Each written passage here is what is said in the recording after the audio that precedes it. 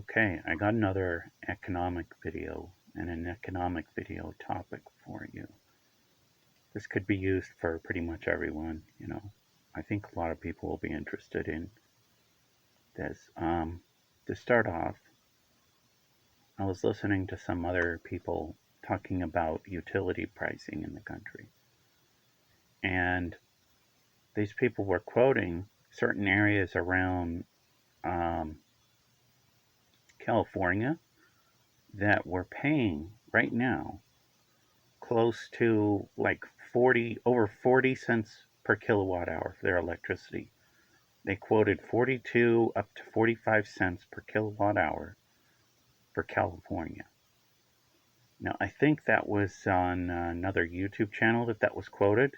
If people ask specifically, I can state the source, but I don't really want to be quoting other people's videos for my own videos. The point is that I have the information. Now, what happens is when you look this kind of stuff up, the prices are changing so fast and it's so turbulent that you can find references to confirm the source, but by the time you find that, it's already changed again. So what I did was I pulled up utility pricing on some of the 10 most expensive utility pricing states. Specifically, I didn't really look at water and sewer. I just looked at power pricing. Okay. So it showed Hawaii at 30 to 35 cents per kilowatt hour.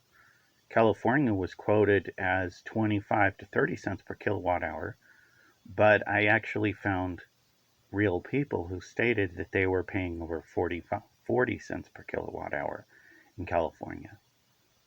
Now, before I go on to the other rate, I've also run into the idea where I've heard of the idea of a three-tiered electrical pricing scheme that some places have, where the way it works is you would pay so many cents per kilowatt hour for the first bit of usage, and that would be for small usage. And then once you'd hit a certain total or get past a certain threshold, then the price would automatically jump to the second tier price, which might be like 5 cents per kilowatt hour more than the first tier, and so on. And then it would keep going, where there would be a third tier, and the third tier would be like, say, 5 cents per kilowatt hour higher than the second. I don't yet have a list of which states are using the three-tiered um, electrical pricing scheme, but I had heard of that scheme, so it's in play, and it's in play somewhere. I'll try and get some more information on that. But I mean, if that's happening, this basically shows that the utility pricing has been deregulated, such to the point that you could be charged almost anything now and nobody would fight it. The point is, there's no pushback. And these companies are making tons of money. Okay, it is a now they're going to try and tell you that these electrical companies, that they claim that they were having damage and that they were in trouble, so they had to raise rates. But that's a lie.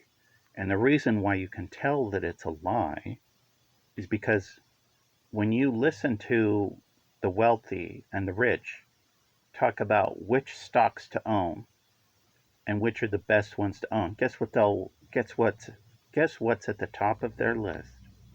Utilities, power companies specifically. That they show that those are the ones they want more than anything. Okay, if those companies were really in such severe trouble, then they wouldn't have those be the stocks to buy. They'd have those be on the stocks to sell instead. You will never see them put utility or power companies at the top of their stocks to sell. You won't even see it on their stocks to sell list. Okay? But you will always hear excuses on why they have to raise the rates. Okay? Now, the next part of this video, one of the schemes that people figured out was happening, and that happened in my state, was there was one main power company for the state, and we heard that there was going to be electrical brownouts in various areas of the state. They warned us ahead of time. And what they did was they would do the rolling brownouts in one state, or sorry, in one city, but not in the others next to it. Okay, that's very key for the pattern, and I'm going to get back to that in a minute. Now that would happen, and then they changed it to a different city. Okay, but the next wave of the brownouts, it wasn't even in the same area as the previous one. Okay, and it was always just that one city. Okay, that's unnatural, and you can tell that's unnatural because when you understand electricity, you understand that if you have like a line of circuits or a line of an electrical line, okay, where the damage occurs is where you're going to have the problems. So if you have way down the line this little bit of damage in this one area of the circuit in this one neighborhood, you should have the problems there. You're not going to have them in a completely unrelated area.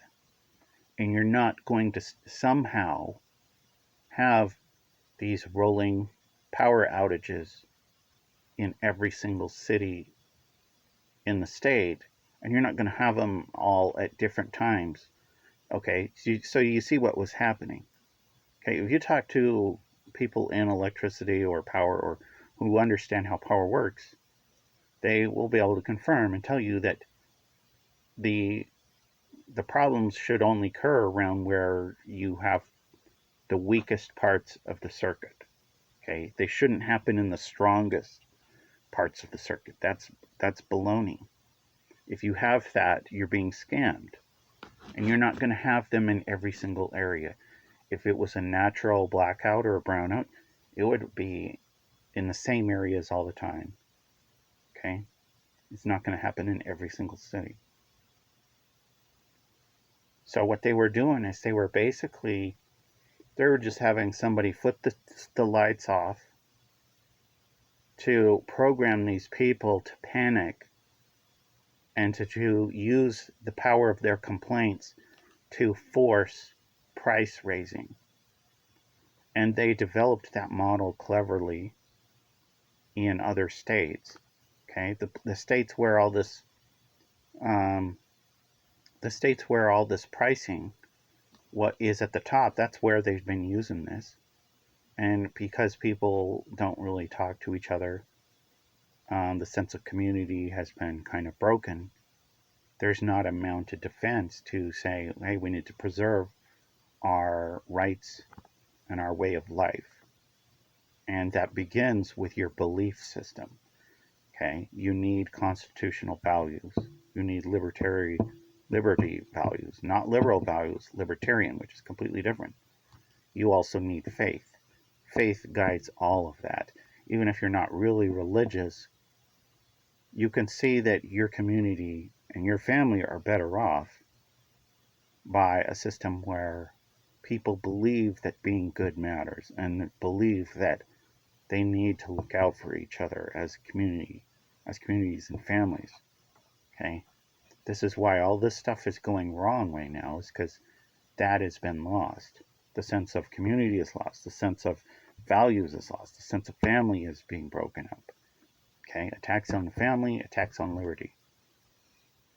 Okay, all right. So going back to before, uh, the pricing per kilowatt hour, the information I pulled that was actually in print that was verifiable said Hawaii 30 to 35 cents per kilowatt hour, California up to 30 cents per kilowatt hour. But people I listened to were stating over 40 and up to 45 cents per kilowatt hour for California. They quoted Connecticut up to 30 cents per kilowatt hour. I don't have any specific information to confirm Connecticut or the rest of these on the list, but the rest were Connecticut, Massachusetts quoted at 23 to 28 cents per kilowatt hour, Rhode Island almost the same as Massachusetts, Alaska quoted up to 25 cents per kilowatt hour. Alaska is very expensive to live. You talk to people from Alaska, they are getting basically taken for everything, including their shirt, on food costs.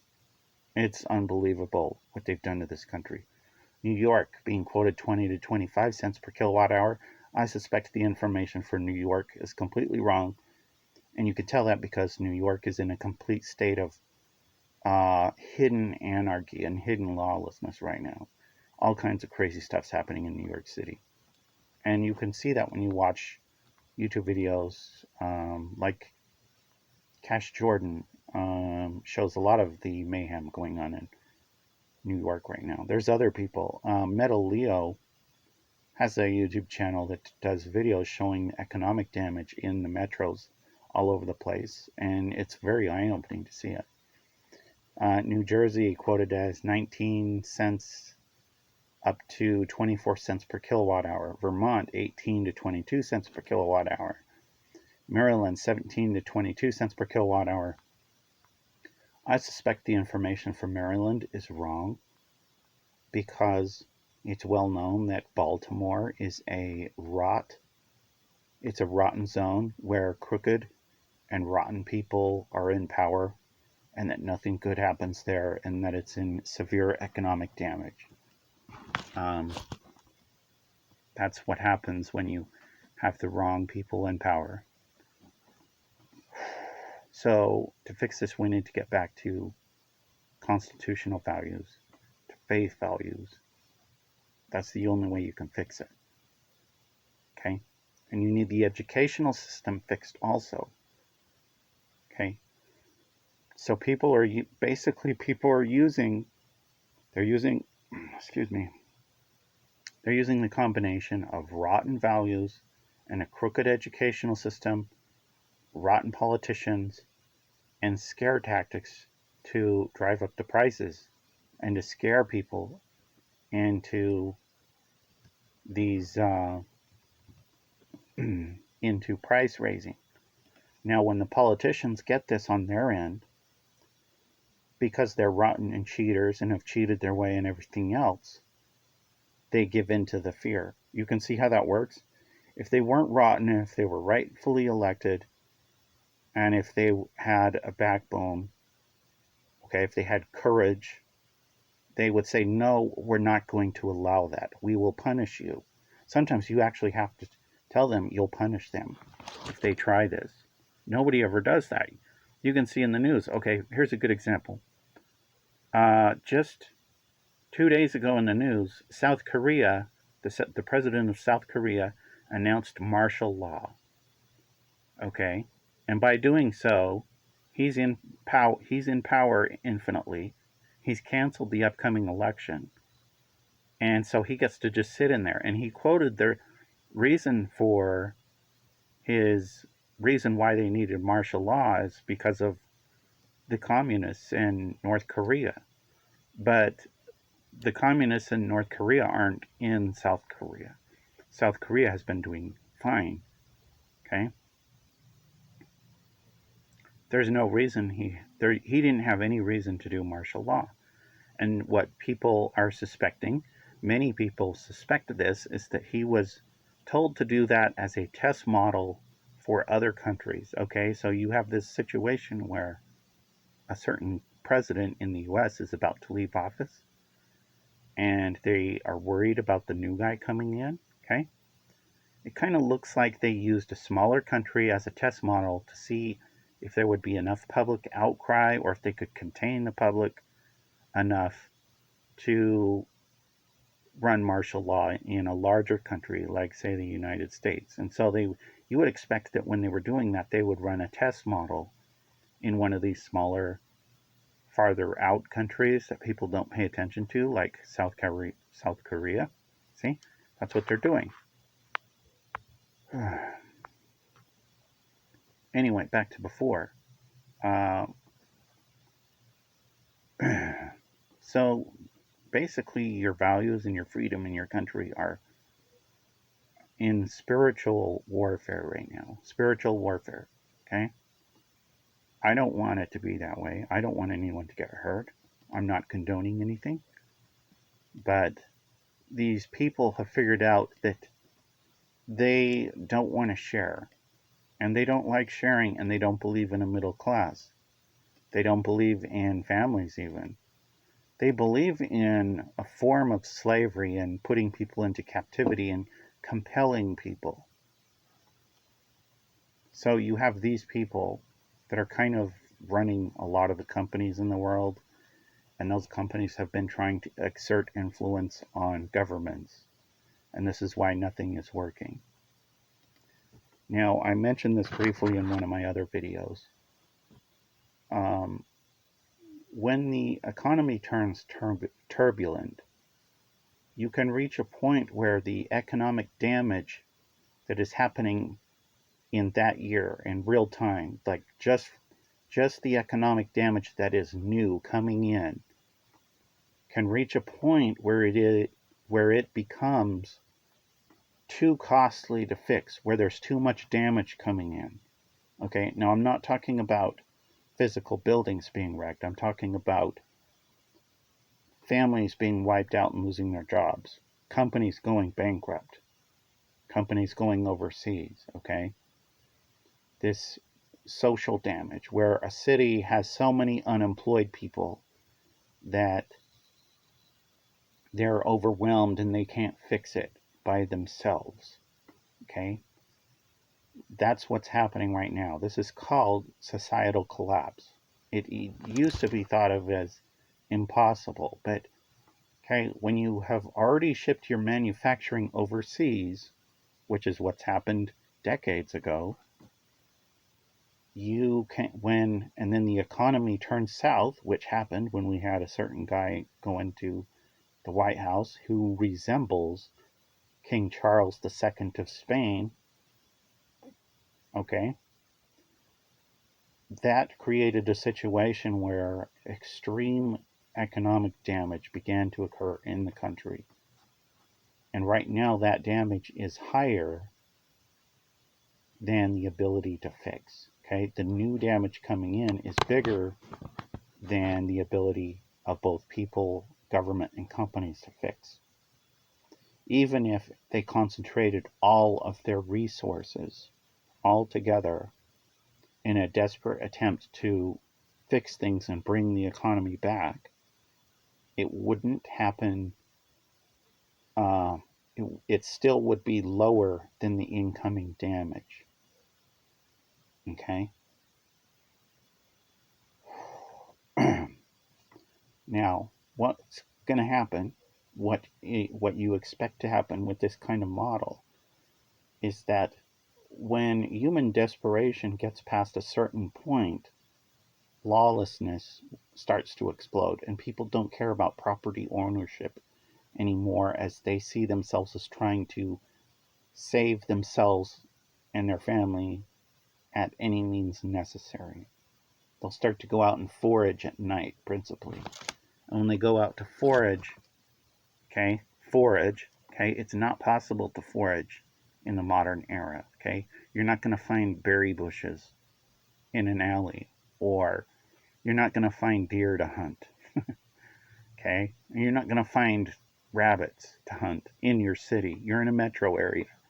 Even those of you that aren't in metro areas, you're still near cities. Okay, you're not going to find forage. So if you come home or see your family members bringing stuff home, okay, it's stolen goods. It came from neighboring belongings. What's going to happen is people will start to just get so desperate they're not going to care about property ownership. And you'll find that they're going to do anything. They're going to be cornered into survival, and it's going to result in life and death situations. This is part of why you also need to keep the Second Amendment right now, and you're going to have to make your home a place of spiritual and temporal security and somewhat protected.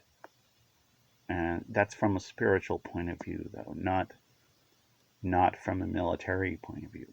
Okay, we want a spiritual point of view, spiritual leadership first, that there's a purpose in life, and that part of our purpose is to look for a better way of doing things, a higher way, which results in a better standard of living. This is why spiritual things are important. As you people dump and get rid of faith and spirituality, their mentality becomes where they don't really care about the means of how they get stuff. And that results in this beast point of view, a carnal point of view where you're only satisfying your body's desires. That point of view lowers your standard of living, in effect. This is why, if you're not religious, you still want religion and faith and liberty. Because as more and more people give into this carnal point of view, it becomes a beast system, a beast point of view, which we were warned about in the scriptures. The beast point of view only cares about satisfying carnal desires of hunger, lust, and the needs of the body.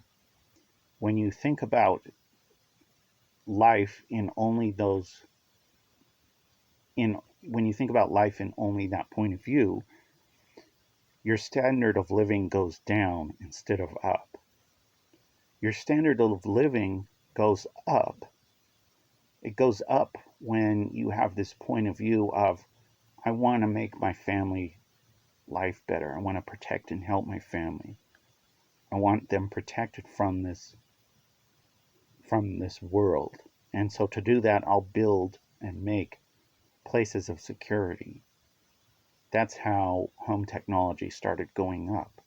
People had this point of view over the last 150, 200 years where they wanted things to get better. So they, as a natural consequence of their faith, they became more innovative and they began to have the spirit of Daniel. You see, the spirit of Daniel is of enlightenment, and how technology went up as people's minds were brightened and wanted to seek things like faith in God.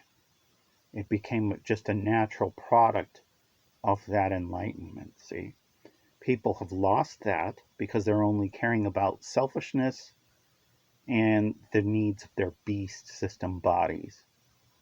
And this is part of why we're going to be getting beast governments like in Daniel and Revelations.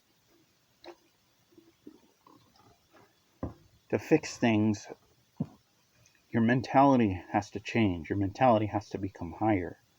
Okay, you cannot just think about things in terms of it's not a prepping point of view. It's a higher standard of life, that life has a purpose and a meaning point of view. If you don't understand that, you won't be able to accomplish your purpose. Your spirit wants a purpose. It wants and feels the need that you need to do something with your life and that you want to be somebody. And to actually get that, you will fail unless you let the spirit of Daniel into your mind. The spirit of Daniel is the idea that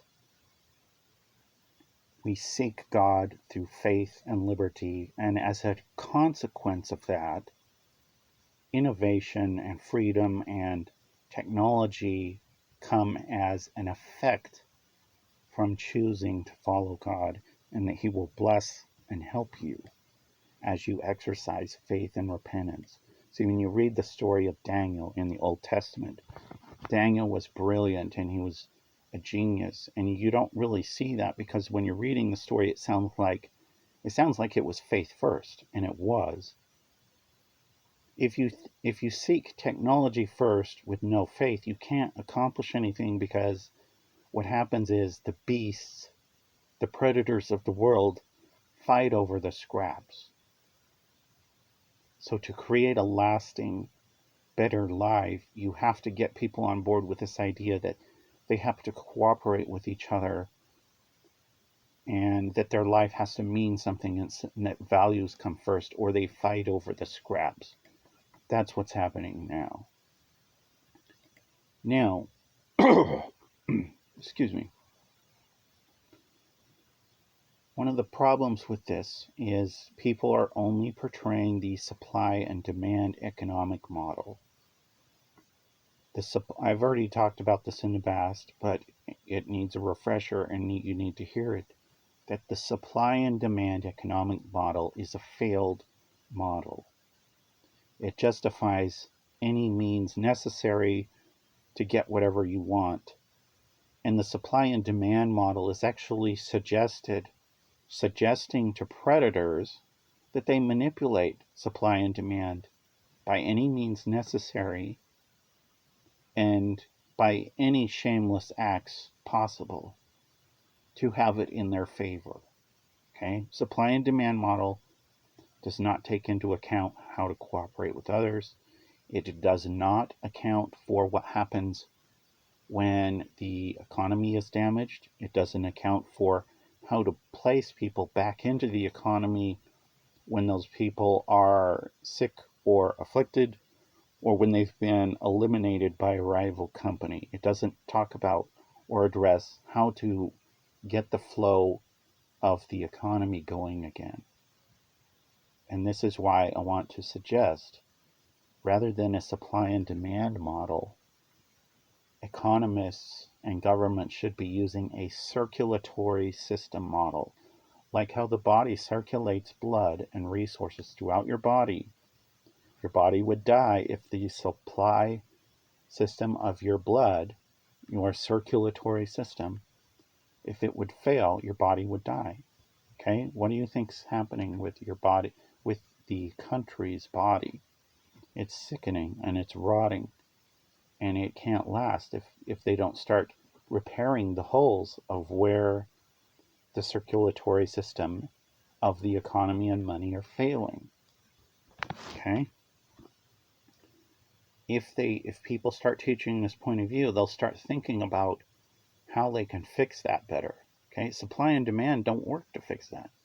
It only takes into account a very limited predator view of, I can get more if I sabotage the other supply. Okay? And there's entire books that have been talking about this for decades. When I was in college, that was 25 years ago, 20 to 25 years ago. And I remember being in the library, and I remember reading books on real estate and looking at stuff. And there were certain books that had this point of view that you could manipulate the demand numbers of housing in your area to artificially set the rent in your area higher than it normally would be. If demand exceeds supply, you can charge anything you want, and the morality has nothing to do with it. I will have some more on this later.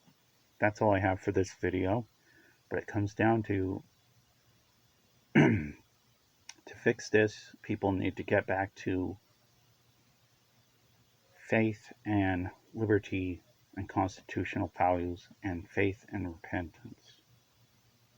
Some of you already believe in faith and in God, but our country is in trouble because even people say they're a member of whatever church or faith, they're not living it during the week.